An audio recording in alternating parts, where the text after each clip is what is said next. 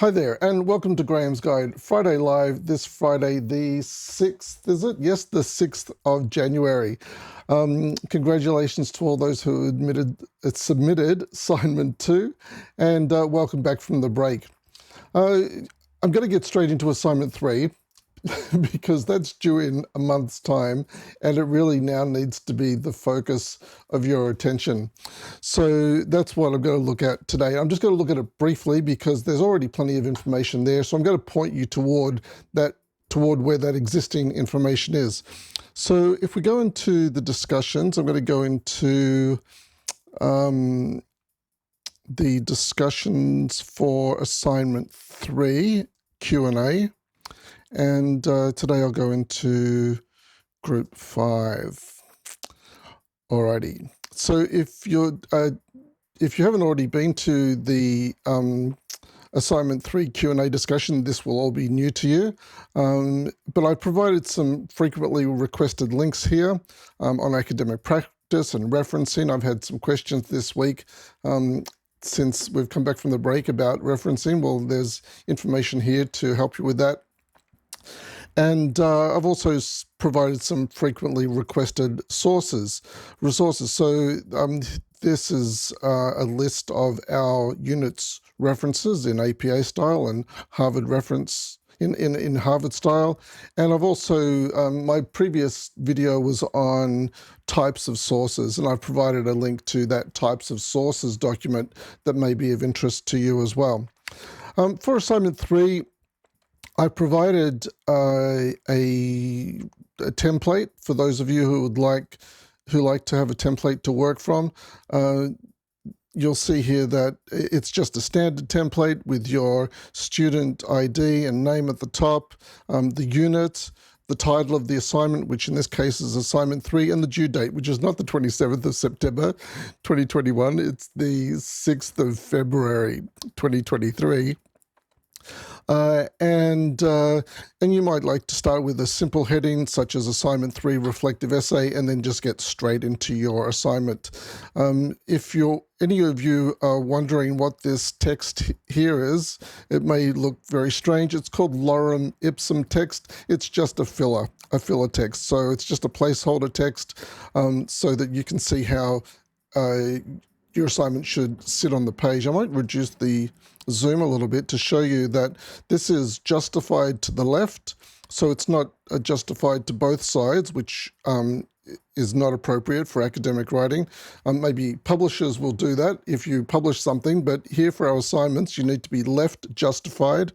And this is in Times Roman 12, and it's double spaced. 1.5 spacing is also okay. But double spacing makes it easier for us to add comments and provide you guidance in text as we're marking your work.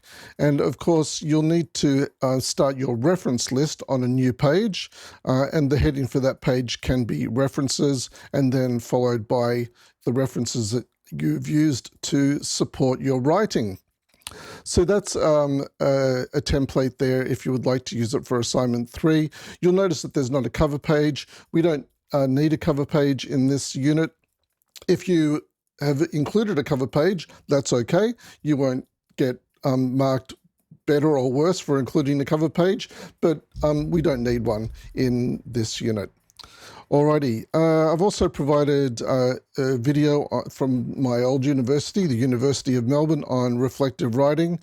And down here, you'll see that I provided a deep focus on connecting your career, if you're working towards a career, connecting your career with the unit goal and course goal, and also with theory. So it's important in assignment 3 that you're addressing these major key concepts in order to get a higher grade. And I've also provided a planner here that may help you think about your goals and how you can connect it to theory.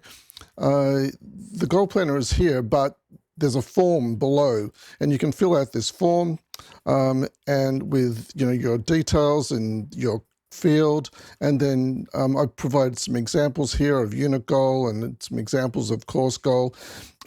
You can change them up. You don't have to use these goals. You can come up with your own goals. They need to be connected to theory.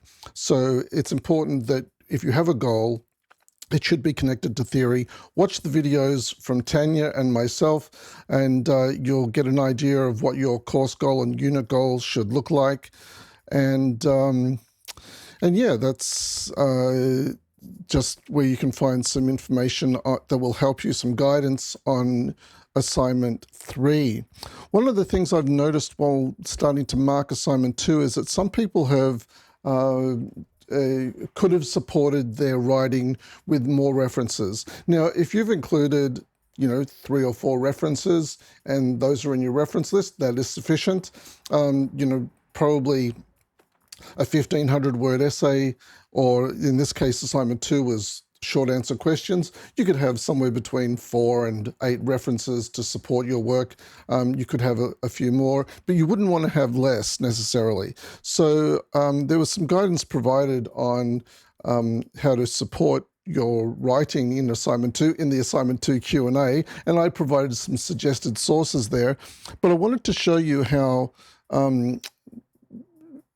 if you're not using sufficient sources, it can adversely affect your grade.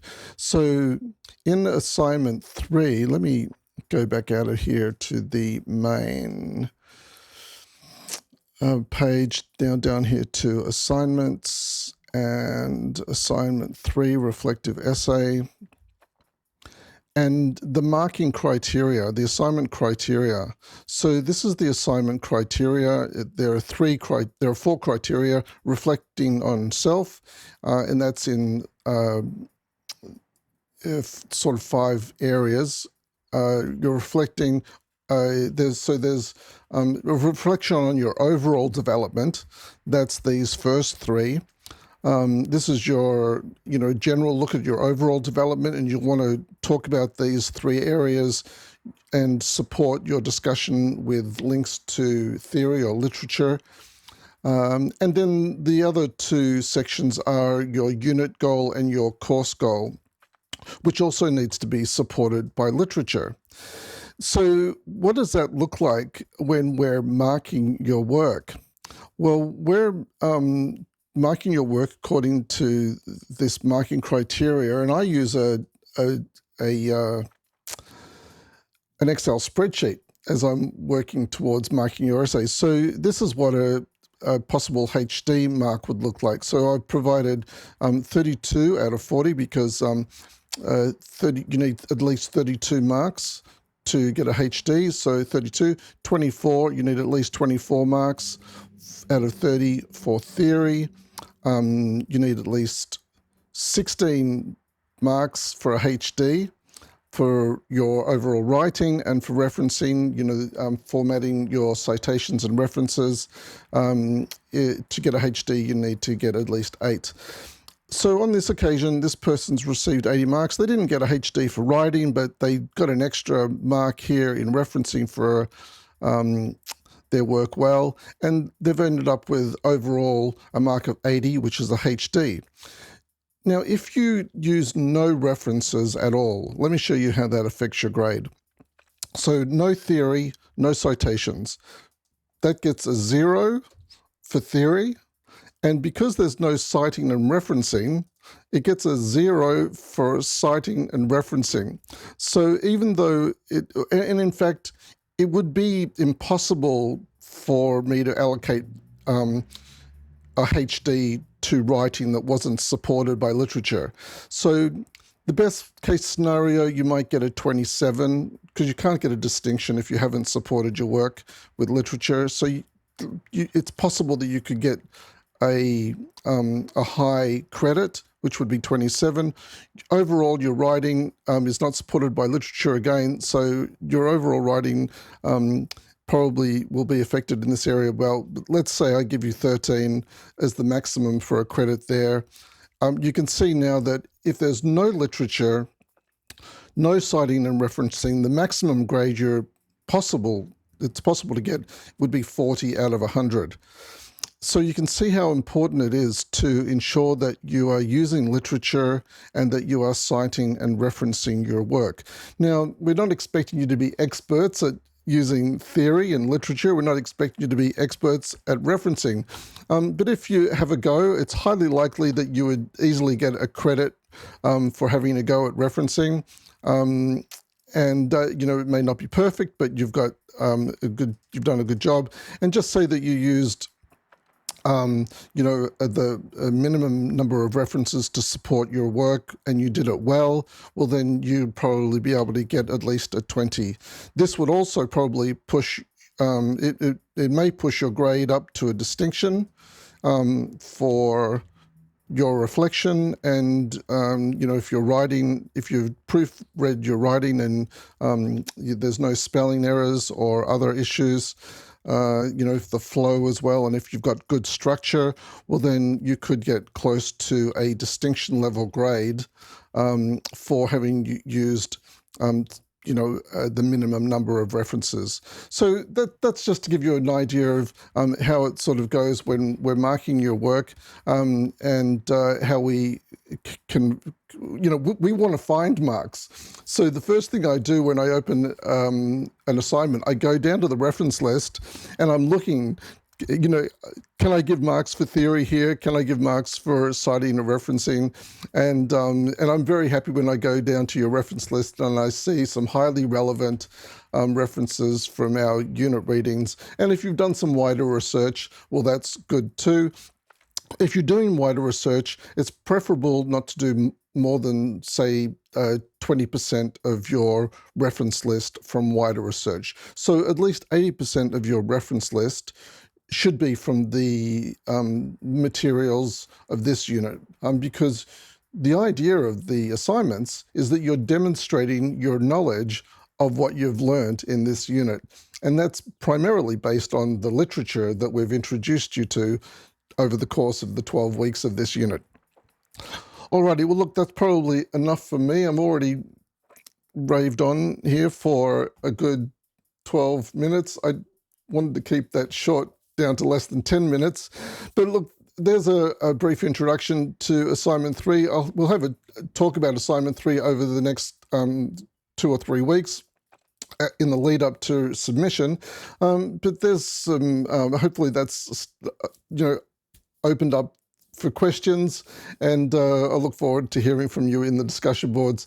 I'll be monitoring the assignment 3 discussion board every day to see if there's any questions there. Thanks for joining me today on Friday Live, and I'll catch up with you during the week in the discussions. Bye for now.